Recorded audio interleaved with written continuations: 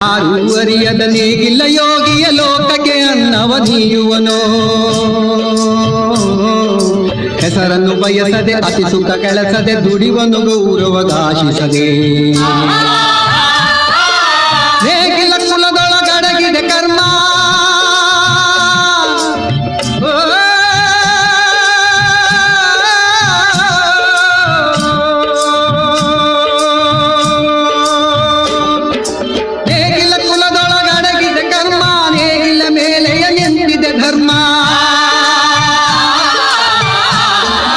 ನೇಗಿಲ ಮೇಲೆ ನಿಂತಿದೆ ಧರ್ಮ.